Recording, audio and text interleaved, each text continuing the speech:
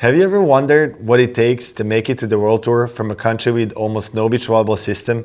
Today I'm sitting down with my partner from Serbia to dive into the Serbian beach volleyball scene, the challenges we faced, and the journey that took us from backyard courts all the way to the medal on the World Tour. If you ever dreamed big in a small system, this episode is for you.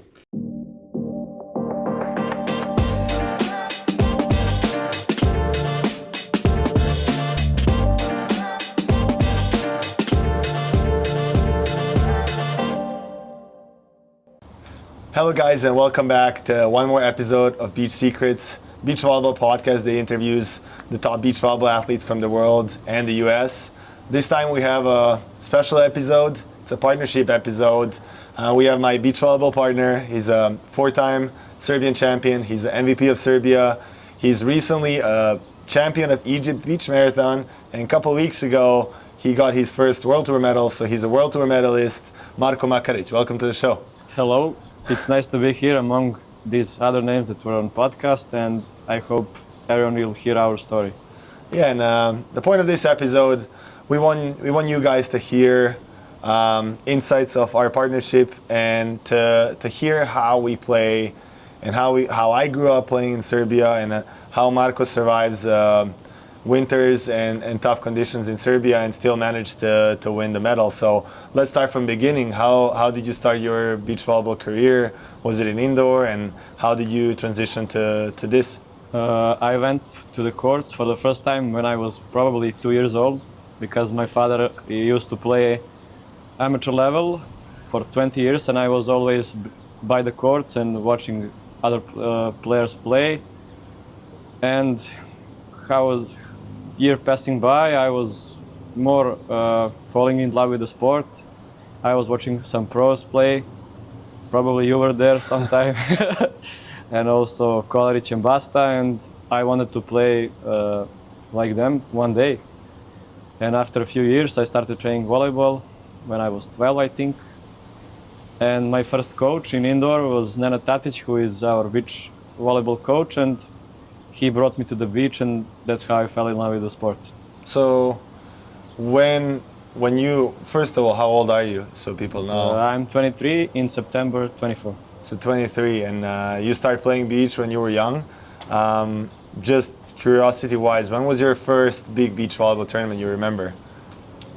First that I played, like on senior level, maybe 2017 or 18, some of Serbian championship tournaments, I don't know. I think it was Novi Sad and also Zlatibor we played. Nice. Oh, but we lost in the qualifications, of course, but it was a nice experience. And also, in 2014, I played one qualification round because we won under 15 tournament or something, and we won to go. Oh, you got the wild card, I yeah. remember. So when you played that tournament, was that the moment that you realized, this is what I want to do, I love beach volleyball, or was it when you went international, or at what moment did you feel like this is the sport I prefer compared to indoor? Maybe when we started playing more on a senior level, because when we started traveling with people, hanging out after the matches, and that atmosphere around beach volleyball is much better for me than in indoor. People are more, I don't know, friendly, or there is something special about beach volleyball community, and that's what maybe brought me to the sport more. And of course, when they called me up for the under 20 for underage European Championship, that's when I started thinking about going more serious. Yeah, for me it was when I played the first World Championship for Serbia on the underage. I felt like, oh my God, I always wanted to play for national team like my dad. So that was the turning point where I realized this is what I want to do, because I have chance in beach volleyball, where in indoor, we all know that Serbia is a really good indoor country, and it's really hard to get a spot in the national team. And even though we're tall, we're 190 and 6'4" and American. And we are both liberos in we indoor. were both liberos, yeah. We played in one of the best, or arguably the best team in the last couple of years. In the Serbia, it's Vojvodina in our city, and we were too short because the selection was outsides had to be tall, and the more we went to older teams, the more we went like, okay, you're going to be a libero. So we both moved to other teams in a lower division so we can play outsides and keep attacking and kind of polishing the skills that we need on beach volleyball. But when you started, there was tournaments in Serbia. You mentioned that's what motivated you. That's how you saw their players. But in the last how many years we didn't have a national championship? I think from 2019, so 5 years without any national championship. Like we didn't have multiple tournaments in the year, only one. And I think that's the biggest problem because we lost so many players. The people lost will to play, to train and to play, because in Serbia you can only play in the summer, and if you don't have tournaments, why would they play? And then that's the biggest problem. Yeah, because I remember when I started, we used to have a really big sponsor that brought pretty decent money, and older indoor players used to come during the summer to get extra money. And the more the years passed, the sponsor got out of beach volleyball, and the prize money went down, and it became lower and lower quality of the tournaments. The number of teams dropped, and then after COVID, our national federation stopped the whole league, and we struggle since then. And that is kind of the time that I left Serbia. So I've been in US officially for four and a half years, and I've been practicing there. But you're still in Serbia, and without championship, how do you keep, first of all, how do you keep practicing, but also how do you keep motivation to wait for the summer and play international when there's nothing at home that you can compete at? I don't know. It's the love for the sport. I mean, we always found some tournaments. Maybe in the first year we went to some smaller tournaments in Serbia, and maybe one time to Bosnia, to Croatia. And over the years we started going more and more abroad, and then we went 3 times to Bosnia, 2 times to Croatia, 2 times to Greece to play at the national tours. And we got to know so many people, so they're calling us for the tournaments. Also this year we go to Romania, again to Croatia 2 times. Here in Greece we have a lot of friends who called us for tournaments. So you can survive, but only if you have a big motivational love for the sport. If you don't like it, you cannot make something successful. Yeah, and just for you guys to know, since we don't have a league, or we didn't have a league, there's no really money in beach volleyball in Serbia, so there's no sponsors. So everything I used to play when I was back in Serbia, and now Marko and his partners in Serbia, they have to finance themselves. So the motivation needs to be even higher because you're financing yourself. And the way we used to do it, and I'm curious if you guys do it the same way, was when Lazar and I started playing international and trying to get more experience and exposure and play the better teams. We used to have a spreadsheet, and we used to write down every expense we had and every prize money we got. And if the season would end and that spreadsheet would be at 0, that would be a perfect season. That's a success for us. We never look for earning money, because beach volleyball is not a place where you come to earn money. You come for a lifestyle and a lifetime experience. But if you can end up season at 0, you know that you play tournaments that you wanted. You didn't end up spending all the money that you have saved, and potentially you can keep playing. So how do you do last couple of seasons where you guys have to finance yourself? Like, does that create pressure on the results? Because if you lose, you don't get the money back, and then it's hard to continue playing. Or how do you do it? I don't always think about money, but sometimes we know that we are going for the first prize, and then I also have the Excel spreadsheet where I still write the amount of money that I won, that I lost, and for now I think I'm good. Now these futures went a little bit backwards, but I think in the next few months I can get that to 0. Yeah. For me, I remember if the season would end and again we would be close to 0, when you turn around and you look the places where you went and people that you met and the experience that you had, like, the places where I went, like China, Malaysia, I don't even know, Australia, that would not be possible for my parents to pay for me to travel there. But you know, you collect this, like you go to Bosnia, you go to Croatia, you go to Czech Republic, you collect some money, and now you have enough for one ticket, and that gets you there. But after the season, when you look where you went, it's like, wow, like even though volleyball doesn't give you crazy money, it does make a lot of things possible. And for me, I met incredible people. I end up being in US now, even a green card. So it opens a lot of doors, and I think it's because you do it with passion and because you love it. It's just the good things come back. Yeah, you have to love this lifestyle. And like last month we went, I think I looked 12,000 kilometers. We went across the Europe, and I mean, how can I do that if I'm not playing? For sure, it would be so much money. We played 5 weekends in a row. I came back from US and we had 2 practices in Serbia, and then we went to Czech Republic. Then we went to Turkey to play Czech Republic, Norway, and Romania at the Nations Cup.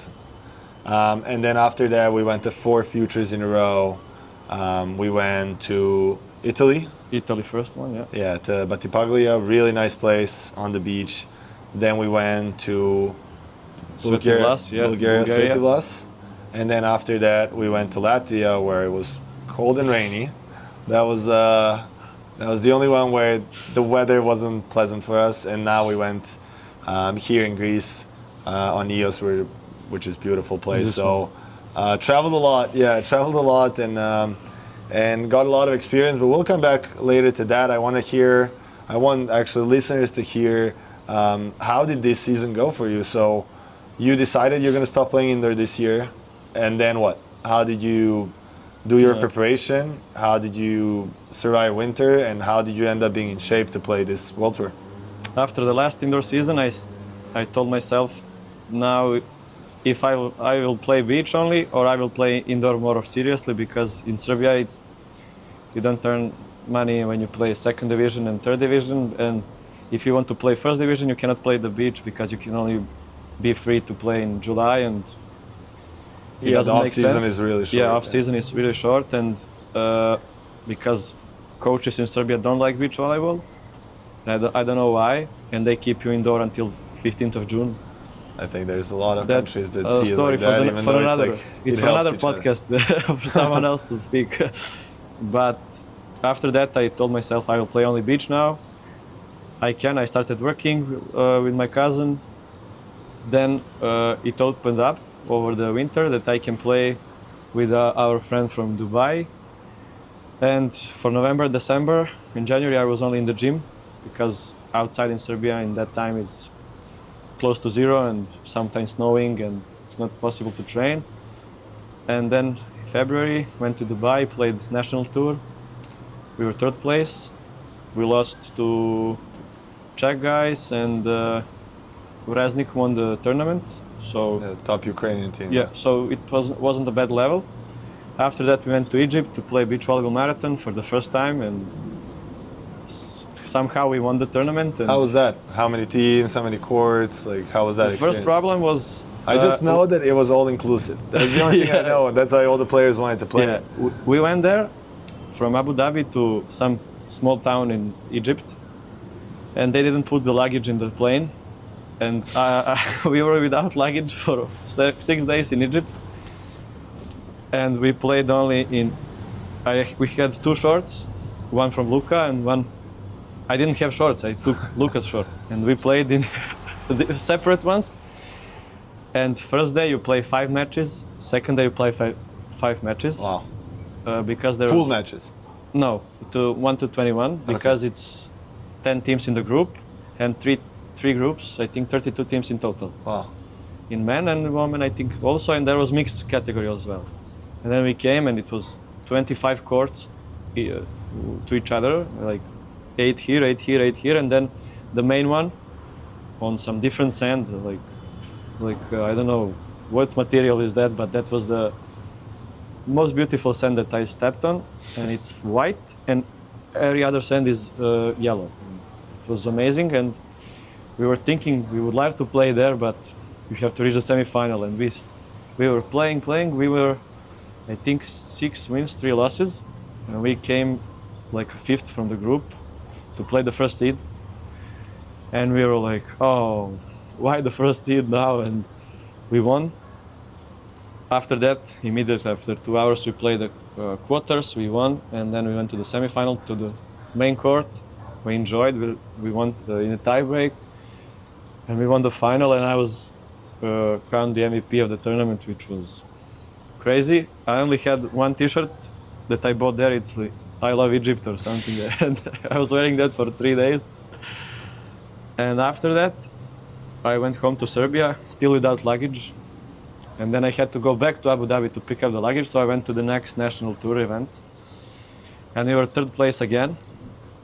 And after that, I started practicing more in Serbia with the guys. And to be honest, I'm really proud of the guys because for this year, we had like 5, 6 guys that were willing to practice all the time. And that's really rare for Serbia, I think.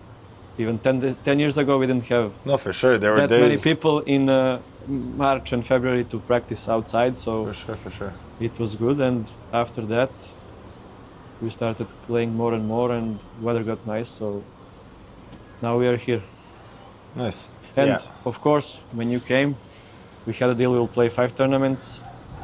I knew that we can win a medal, but of course you cannot know if you're gonna win a medal. And when we won the medal, I said, okay, now we are ready for the one step up. So we'll see.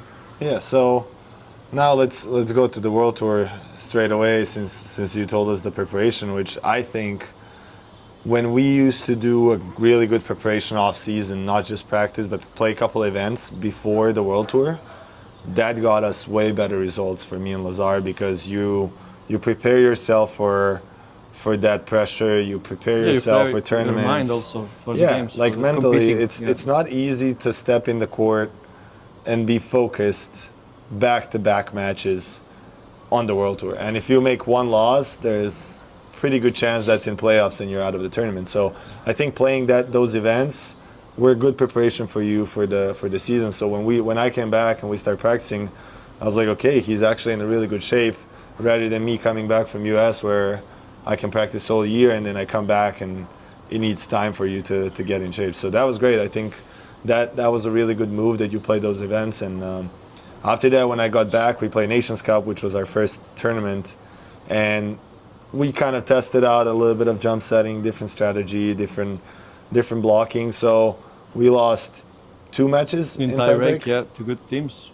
Yeah, And then we good won teams. against Romania 2-0. So Yeah, so we was not were bad for the first Nations Cup is 4 countries, 4 countries in each group. and each country has sent 2 pairs, and pair 1 plays against pair 1, pair 2 plays against pair 2, and then you get points according to that if you win or lose. So both teams have to execute really well, but we were number 1 pair, so we played the top Norwegian team, Ringoen and us, and then we played top Czech team, Vaber and Jacek, and then we played top Romanian team. So we really got a good preparation again for the next 4 World Tour tournaments that I think, again, was a great move for us to not go straight away to the World Tour. The risk of World Tour is if you go and you underperform, you lose points, and then it's really hard to get the points back. And on the World Tour, top 3 results out of last 4 tournaments count. So if you start making bad results back to back, you drop drastically in the ranking, and then it's really hard to get into the next tournament on the qualification or a main draw list. So for us, it was great to prepare, not risk the points, and then after that go to the World Tour. So tell us about the World Tour, what tournaments, how did it go each tournament, and how did you feel in the game? How did we perform? Yeah, first we went to Batipalja near Naples. Perfect location, if you ask me. It was really nice. First match I think we won against Lithuanian guys. Yeah. And a really good Lithuanian Yeah. team. That guy is 208, 210. I don't know 210. that in feet, but he's huge. I think that's maybe Really good 6'7" blocker, or and he's 6'8". 19. I think that guy, you guys are going to see him on the World Tour. He's coming, and he just won a medal last Yeah. week in Jurmala, and it was pretty convincing. Yeah. They got It was bronze. windy. That's Yeah. why I think we won. Yeah, It's our when we strength. played it, yeah. After that, we played the first seed, Rossi and Višković. We had 2 match points, but we lost in the tiebreak. By that game, we saw that we can compete with the guys that play challenger level. So after that, we played a round of 12, which we lost to also good Italian team, Marcetto and Krumins. They beat us also in tiebreak. I think we were not so good in that game. We had some downs, but after that, it was also experience for us and to see how each other react when we are losing, when it's not going well. And we finished 9th, had a few practices more there, and then after one day in Serbia, we left for Bulgaria. I want to take a quick moment to share something personal. As a beach volleyball player, my body goes through a lot. Between the disc hernia and the shoulder tear, there are mornings when I seriously question if I'll be able to play. But that's when Polar Gold comes in. The cream and patches give me the relief I need so I can step on the court pain-free and focus only on the game. Even my mom steals it from me because she loves it as much as I do. Polar Gold has become a part of my routine and I couldn't compete without it. 10 hours of driving, but I think it was even more. It was a total of like 12 hours with the breaks and everything. yeah, but it was also a nice location and a few practices, and then we started playing. Also, it was windy, Wait. but the first match, Say how we got in the main draw. yeah, we were first in the qualifications, and then at 10 p.m. we look at the draw and we see, oh, let's see who can win a medal here. And then we see, oh, they are good, and we see that there is like 1, 2, 3, 4, 5, and then 7. Yeah. Number 6 was missing from We the. saw that the team draw list. that won a medal in the previous tournament, Huber's Idol, we expected them to also be performing really well in this tournament, and they were missing. So at like Yeah, 10, 10 p.m. we were sitting on the terrace, I think, and looking to the draw, and there is one team missing. There is 11 teams in the main draw, and we are first in the qualis. And we text the supervisor, and he says, "Oh, we made a mistake," and he changed the draw. And 10 p.m. and he's put us in the main draw, so we are free on the qualifications day. And But that was a really big relief because a year before, last year, I played with Lazar Kolaric, and we were also first in qualification, and nobody canceled, and we had a free, like a bye in the first round. There was one team didn't show up, so we had a bye in the first round, and then we played the German team, and we lost. So yeah, I think it's not easy when you have a bye. You think it's easy. It's easy. You have only one match, but also the first match in the qualis it should be easier than the second one. And then when you go to the tournament, you play only one, and it's mostly a good team. It's not easy to play. But I was really relieved that we don't have to go through that again, and we got in the main draw at like 10:30. The supervisor texted all the players. He asked for confirmation that they saw the rescheduling, but that was great for us. So we got another day of practice there to get used to the courts, get used to the weather, and then after that we played the tournament. We started Not so good start. We started slow. We played against England, Batran and Bialakos. Good team, travels a lot, plays a lot on the World Tour, and we did not play well. And a big blocker got us many times.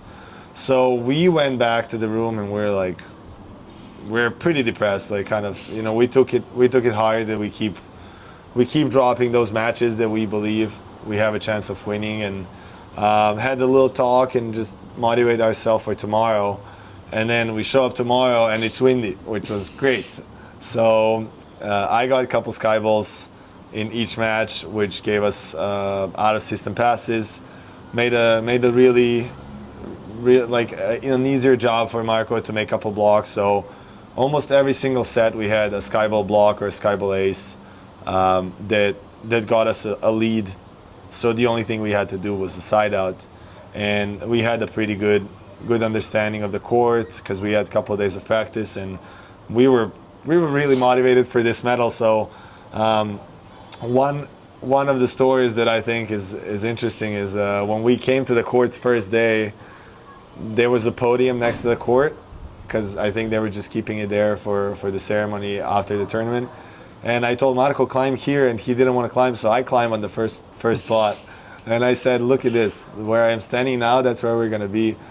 And he laughed, but sometimes visualization is really big, and Djokovic talks about that of picturing himself lifting the Wimbledon trophy. And for me, that was a big moment of like, this is where I see us, this is where I want to be, and that was really good for us. So that was our inner joke the whole tournament. Is like, you remember where I was standing, that's where we're gonna be. So we kept playing each match, and just each match kind of reminding each other that's where we have to be, that's where we want to be. So we are one spot closer. We played.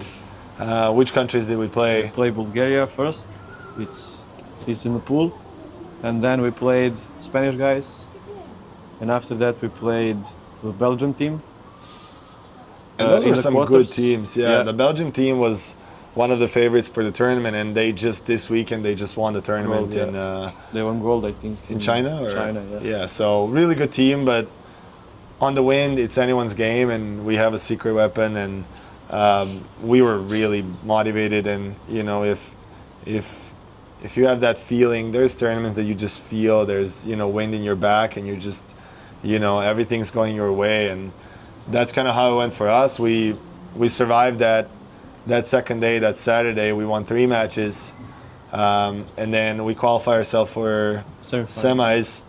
And in semis we had Bulgaria, which also performed really well and surprised everyone. In the quarterfinal. Yeah, they beat Italian team that's really good, and actually they beat them for bronze, right? Yeah, they beat Slovakia with second or first seed. They got 2 medals before that on the World Tour. So this just shows that on the World Tour anybody can beat anyone, especially in the wind, and that's why you have to keep believing and playing, because if you keep playing, eventually good things come. So that's what I try to talk to him a lot. And honestly, like, that felt special for me, because this was my 4th medal, but I didn't come back to Europe thinking that we can win a medal in the first year together. But I'm curious, how did you feel? Like, did you ever think that you're gonna win a medal? And how did it, like, was it a relief, or was it motivation? How did you feel in that moment? I knew that we will win a medal, because the last year when we played, our first tournament, we went from the qualification to the semi-final on the really good tournament, also Futures in Switzerland. And I saw that I can compete with these guys, because I never played on such a high level compared to some Serbia or Bosnia and Croatia, where you only have high-level players probably from the quarterfinal. And I knew that we will win the medal, not maybe this year, but sometimes it will come. And we played good Saturday, Sunday, so it comes and it goes. Sometimes here, we'll talk about it later. But we had this inner joke of volleyball gods are giving us opportunities. It's like when you serve a trickler and something, and you say, oh, volleyball gods are helping. So, like against Belgium? So, yeah, it helped us. On Saturday we had wind, and then Sunday we show up, and it's not windy. And we look at each other and we're like, really? Like, we just established good windy game. And we're warming up, and I remember literally 10 minutes or less before the match, I feel the wind coming, I look the flags, they start waving, and I scream to him, I'm like, here it comes, here it comes. And we actually got a windy match, which again helped us with good serving, good blocking, and we kind of leveraged that weather condition in our favor. But then again, volleyball gods show up, and we're warming up for the finals against Austria. On the coin toss. And on the coin toss, the wind completely stops, shifts a little bit, like you can feel a little bit of wind, which is slow, going opposite direction from the whole tournament, which completely throw us off. I looked at him, I asked which side should I choose, because all of a sudden the bad side became the good side. And that final, we struggled. The Austrian team was perfect. Like, everything they did, pass, set, hit. They saw the block every single time. They saw me in defense every single time. We could not side out consistently enough to compete against that because we couldn't get the stops. We couldn't get Skyball's aces because it was not windy. So that was a tough match for us. But honestly, at that time, we were already satisfied with silver, which is our first medal together. And Marko's, And good points. yeah, and Marko's first medal and good points, which gives us opportunity to compete on the future tournaments. We played after that 2 more tournaments, but it gives us opportunity to choose, do we want to go to challengers and maybe be in qualification if we're lucky with the points we have now, or do we go to future? So that was amazing for us. But after that, we played 2 more events. Yeah, we went home for 1 day or even half of a day. Half of a day to change clothes. And then we fly from Belgrade to Frankfurt, and then from Frankfurt to Latvia, which surprised me because it was so cold, 12 degrees, raining, windy. And again, we fly budget. Like, we in Serbia, as I said, we don't have sponsors, so it's not like everything comes from our pocket. So we try to be obviously not the worst possible, but to find the cheaper options to travel, as most beach volleyball players do. So we flew with Ryanair, or one of the cheaper companies that only gives you the backpack. So we paid for 1 luggage, but since it's only 1 luggage, we didn't want to fill it too much, so we didn't bring that much clothes.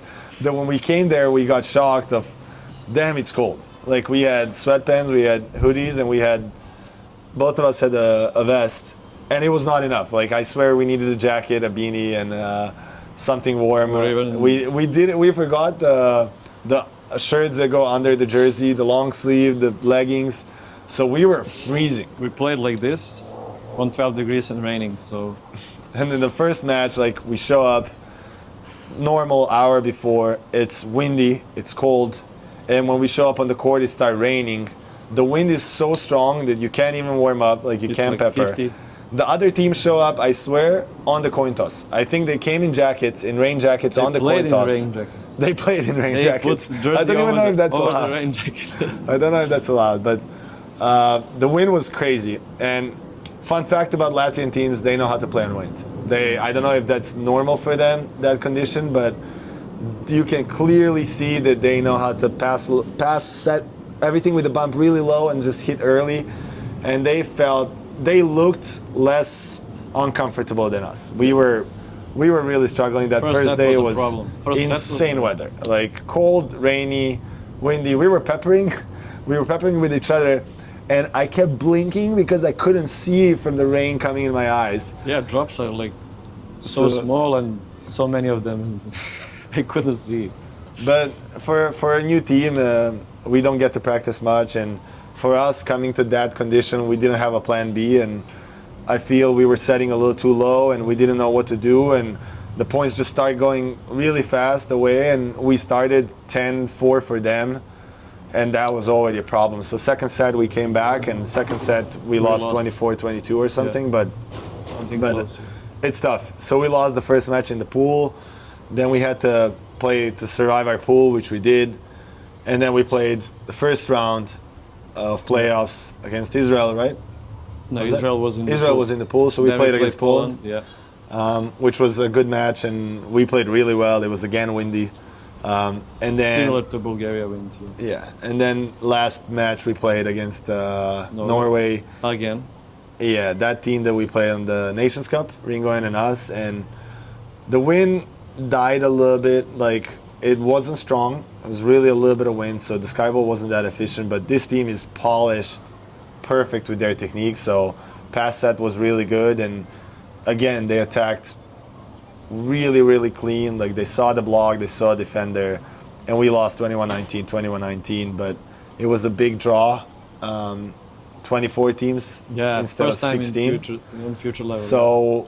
So even though we won the first match in playoffs, we took ninth again? Ninth place. Yeah, so we took ninth in Italy, we took ninth in Jurmala, and then we went straight from there we went to Greece. Quick pause to thank our sponsors, Bravo Beach. The team behind Bravo Beach are the owners of the Spike and Go tournaments in Southern California, and they've taken the next step by launching a supplement brand built specifically to give back to the sport. A portion of every purchase is reinvested in supporting players in the United States with the long-term goal of funding as many athletes as possible and helping beach volleyball continue to grow. They also produce clean, transparent supplements, no filters, no mystery blends, all third-party tested. If you want to support your own wellness while directly supporting beach volleyball, visit bravobeach.shop and use the code BEACHSECRETS20 for 20% off. Now, back to the episode. Long travel, right? We were still in Greece. We went to Santorini, we slept a night here, and then we went to Ios. We spent a couple of days there preparing. Ios is known as the windy tournament, so we prepared for 2 days. I think we had 3 practices. Yeah, Tuesday, Wednesday, yeah. And then again we had first seed in the qualification, which I guess it's cursed. We had the bye in the first round, we didn't have to play. And then the second round we played again Latvian team that knows how to play on wind. I guess that's the message we learned this year. And we were leading. We won the first set 21-15, yeah. and we were leading 12-6, and then we lost the match. Yeah, I think just the thing stopped working. I got blocked a couple times. They got a trickler on a 12-11 in the tiebreak. We got called a double.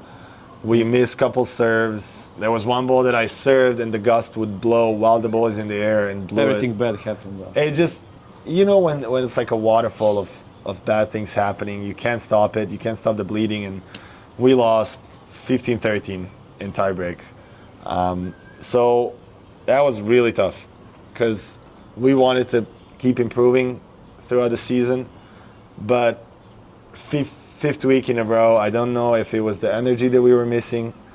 I don't know if it's maybe mentally like motivation, since you want to be hungry when you play, and I feel after 5 weeks and after getting a medal and just being a first seed and playing a team that you don't know, you're like, oh, we got this, we were winning, and maybe we just got mentally like a little soft, and when they start pushing we couldn't reset. And that's again a good lesson, and something about like we had a lot of conversation after that, which I think these moments make you stronger, and they open up these conversations of what do we need to do when this happens, because we didn't have a plan B. We're a new team, and I think plan B is really important, and that's why most of the teams stay together for a long time. Gautier Rad was talking about it, and I know a lot of players talk about it. How many countries do actually go to Olympics without at least 4 years together? It's almost impossible. There was only 1 or 2 teams in the world that did it, I think, ever. So you need to create this partnership, and you need to create these like solutions for the problems. And we had a problem, and we couldn't get out of it. There was no plan B, and we just kept going down. And specifically in this match, they were targeting me, and I was getting a little frustrated and losing the idea what I need to do. And the conversation we had after it was he would need to come to me and tell me like, hey, keep hitting high over him, or hey, keep doing this, you're doing this great, where instead of me being in my head and, you know, like maybe not seeing clearly, imagine like my eyes are blurry and I can't see what like the solution. Your partner can sometimes see the solution because he's a little bit on the side and help you, and the coach and people in your team. Yeah. So again, we learned a valuable lesson, and it was tough, but overall I think pretty good season. Yeah, and I think it was a good location to lose, if you can, if you can call it like that. If you lost in Jurmala in the first round, what would we do for the 3 days? I agree. We came to Ios on Monday, and we flew back today. We're currently in Santorini, on Sunday. So we got a full week in Ios, which is beautiful location. Swimming and eating gyros and we ate how many gyros we ate? Like we ate at least 8 to 10 gyros. 300 euros in gyros. So yeah, that was maybe vacation we we needed it, but we didn't know that we needed it, you know.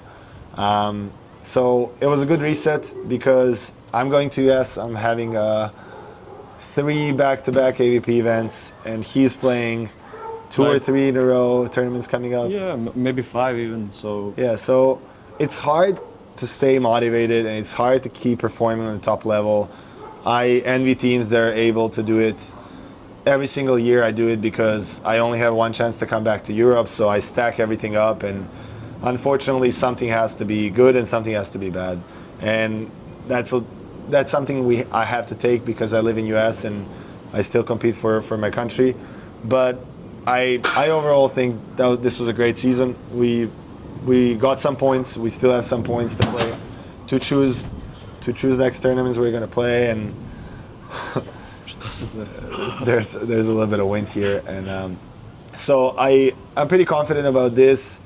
We took a step forward as a team, and I think motivation-wise, from the conversations we had, it looks like you already have plans for the off season. Like, yeah, I will see after the season finishes, probably 1st of September, when we finish Masters in Serbia, in Belgrade. I will start preparing in the gym for the whole off season. I want to be stronger and much more fit, maybe to play every match. Like if I can play 3 sets on 100% or 150%, so that's my goal. And also, if I see maybe to go to France to a little camp and probably to play a national tour in Dubai, because they have, I think, 5 or 6 tournaments each winter, so once a month. That's not a bad option, and I will see maybe there, maybe Vienna, maybe Ile de Ré, so I don't know. There is a lot of options, and it's on me to decide what's the best. And maybe to come to US to play maybe Pompano Beach and to stay a little bit at Hermosa, or I don't know, we'll see. Yeah, I think it was a great season also for connections for you. I have a lot of friends since I've been on the World Tour for almost 10 years. For a decade. But do you feel old? But there's a coach from France that we stay with him, Loic. He runs a whole group on the island in France, and then we talk to Austrians that is possible to go with a car from Serbia. We talk to Bulgarian friends who practice there, Sofia, yeah. who are also it's possible to drive there. So we're trying to find solutions for Marko to stay in shape and get a high level competition and high level practices, since Serbia doesn't have any facilities and it's impossible to play during winter. So that's originally the reason why I left, is I seek for opportunities to play professional, and I think I was the first one to ever play only beach volleyball for a full year. Yeah, for sure. So looking for these solutions can, I think, really help us kind of catch up to the teams that we're chasing. And our ultimate goal is to play challengers and elites, and my goal is to go to World Championships, because Serbia never had it. Yeah, same. Yeah, so to be humble and say Olympics is the hardest thing in beach volleyball, where there's only 24 teams competing at the Olympics, but every athlete dreams to go to Olympics. But I think World Champs is a really big goal. We really want Serbia to have a team on the World Championship, and we want to be the first one to do it. So it's a really big motivation, but because of that, we have to find ways for Marko to practice during winter, and he's still studying. He's working. So it's not easy that he just comes, let's say, to US and stay for 5 months, because we still, as I said, pay our own bills and have to keep improving in our life, and get the resume for the jobs and think about the future. So in order to leverage that, we have to kind of meet in the middle on my schedule and my plans, and his schedule and his plans, to find that schedule that works, right? Yeah. To find some real options and what each would be good for each other. So we will see. Yeah, and I think from what you named for the options for the winter, that's a lot of options, and if you succeed to do something each month or some block of couple weeks of practice, I think that's already going to be better than what you used to. Yeah. And the whole goal is 1% better every single day. What can we do better? And I think we're going in the good direction. Lastly, I want you to tell people like what's the situation of beach volleyball in Serbia. So we are having the league first time, right, after a couple of years, which is great. You're organizing one tournament as well in our city. The plan for this year is to have 5 tournaments, 2 in Belgrade, 1 in our hometown in Novi Sad, which also I organize, and Sombor, which is probably the nicest place to play in the city center, and new courts in Kruševac. So 5 tournaments after 5 years. So really good for Serbian beach volleyball to find some new players, new talents, and to bring back some old teams also. And also we will have clubs. They, for the first year, they register the clubs, beach volleyball clubs, for national tour, and and we will have a club national championship. We have maybe 3 or 4 clubs, but then the champion of Serbia, club champion of Serbia, will qualify for a European club championship. Yeah. Probably in September or October. So really fired up to play that, and I think that's not a bad option to find some sponsors and to travel like a team for the first time in Serbia. I was hoping that they will come because we opened our club, I think 4 years ago, and we also started working with people, training, and we have a lot of people coming, but we don't have a facility to play after September or October. So that's a big shift from not having anything to having like 5 tournaments plus the club championship. And just so people know, there's currently in Serbia 3 beach volleyball players that practice and play serious. Marko plays with Uroš, Uroš, who is not on the world tour because there's no one currently that wants to travel. But the good thing is when I go to US and I play on the AVP, he keeps competing and going to tournaments with someone who is actually really hardworking and wants to do this, instead of when I leave him not having anyone or having to look for international partners and something like that. Yeah, we'll find one more guy. Yeah, we have four more tournaments. So currently Serbia has 3 professional players, let's call it like that. 3 players that really want to succeed in this sport. So we're looking for more people. We're hoping that if you're Serbian and want to play, exactly, we're hoping that more people are gonna join in Serbia. There's obviously one more player that I play with on the world tour in Australia and New Zealand, Nemanja Komar, who is incredible player. And when I was his age, I used to watch Nemo and I even played with him a tournament. And then 10 years later, we played another tournament together. So. We need more young players. We need this to start, and Marko is doing a really good job. So you guys started a club in Novi Sad, and you have a group in the chat. How many people there is? Yeah, like we have a community on WhatsApp. We have more than 110 people. Which for only 3 courts in our city. Yeah, which is still great. It's a good start to. Again, give 1%. You know, everybody needs to give 1% in order for the sport to go. And they started a league. We have a club in Novi Sad. They started one club in Belgrade. 2 clubs. And they officially this year they made beach volleyball courts in the capital in Belgrade, which is like 1 hour away. Yeah. Those beach courts. Volleyball center. Yeah, it's like a beach volleyball center where with a very good sand. Yeah. How many courts they have? 4. 4 on one side and 2 separate, so 6 in total. Okay, so 6 courts, which again is an improvement from what we used to have, because Belgrade had 2 courts that were not in a good condition. And they were private. Yeah. So now we have these courts, and then there's a story since I was really young, that we're gonna have an indoor facility, that we're gonna have a balloon. So there is a story right now that these courts are gonna be covered maybe with a balloon. We don't know if this is gonna happen. But we're really holding like our fingers crossed and hoping that there's going to be a change, because you can't call beach volleyball professional sport in our country until we have conditions to play full, like 365 days. Yeah.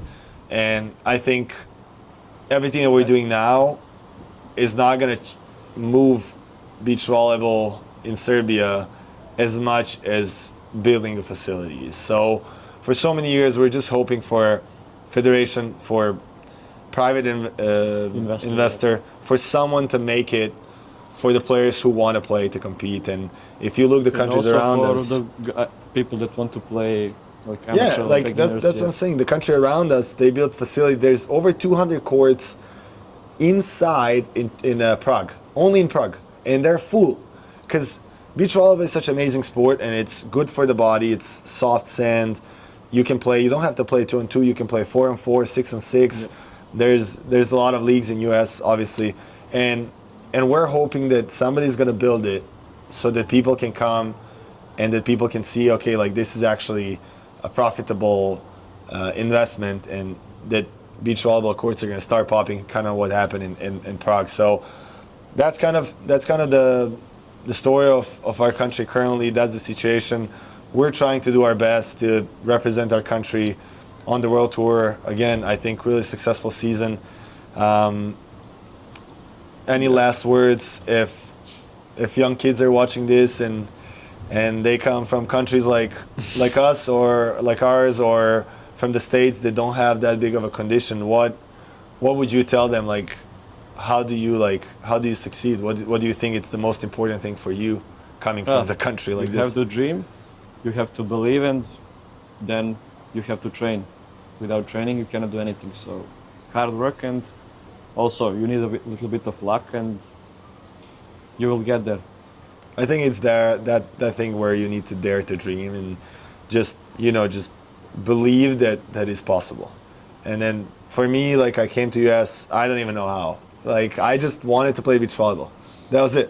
And I went to one place, another place. One friend helped, another friend helped. You met people, kind of how you met now, and one thing led to another. And now I live in US and I have a green card. So I think just You're half American.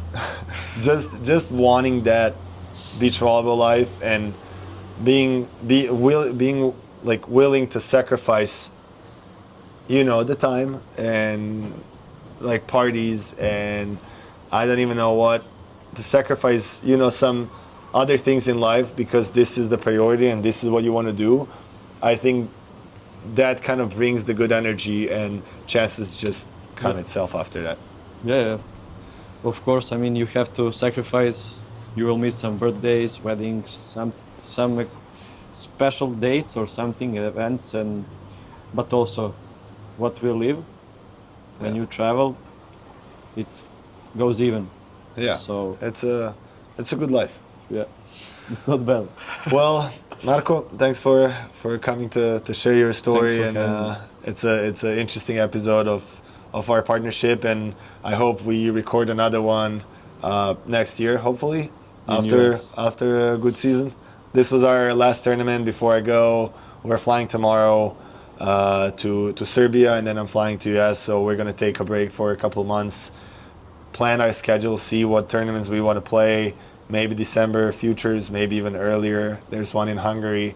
We'll see. But for now, that's end of our season for this year, and we're only going to go upwards and start planning for the future. Marko, thank you so much. Thank you.